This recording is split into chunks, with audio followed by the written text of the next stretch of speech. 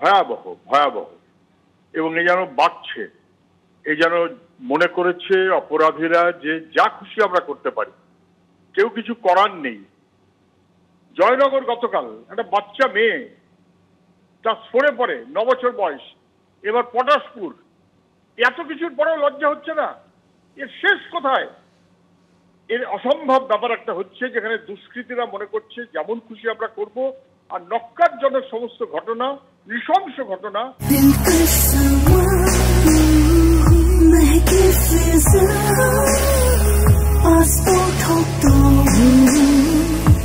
Monet Passport, French artistry in perfumes, never let go.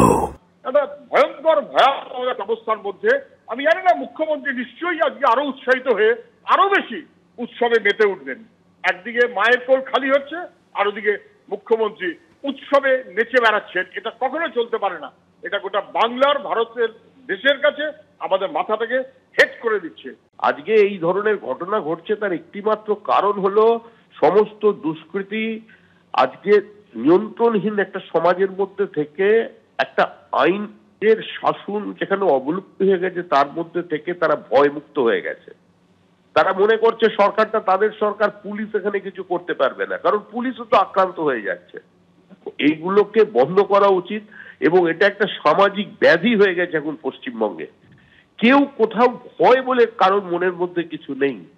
Trinamool দলের পতাকা নিয়ে যা খুশি করা যায় মনে করা হচ্ছে, আর একদিকে এই ধরনের বিকৃত মনস্ক মানুষ, এই ধরনের অপরাধ কিছু লোক তারা মুক্তভাবে ঘুরে বেড়াচ্ছে, কারণ তারা দেখেছে কামদুনি ঘটনায় কারোর কোনো শাস্তি হয়নি, শুধুমাত্র রাজনৈতিক কারণে এমন ভাবে তদন্ত করা হয়েছে যেন প্রকৃত অপরাধীরা মুক্তি পেয়ে যায়।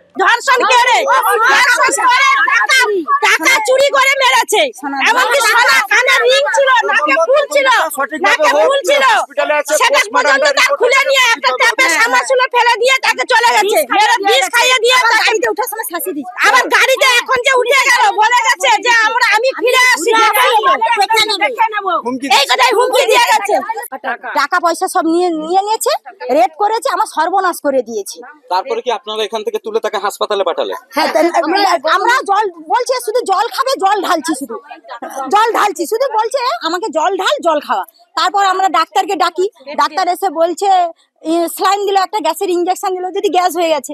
তারপর ডাক্তার বলছে আমি তো কিছু বলতে পারছি না, ওকে বাইরে নিয়ে চলে যাও। আমরা মুখ বেড়ে নিয়ে গেলাম, মুখ বেড়ে বলছে এরা কিছু বলছে স্ট্রোক হয়েছে, তোমরা তমলুক নিয়ে চলে যাও। এই তমলুক নিয়ে গেছিল, সরকারি হসপিটালে ভর্তি করা হয়েছিল। কখন মারা গেল? কালকে রাত্রে মারা গেছে, মানে আজকে ভোরে মারা গেছে। আমরা জানতে পারি ভোরে, সকালে উঠে ভোরে জানতে পেরেছি যে মারা গেছে।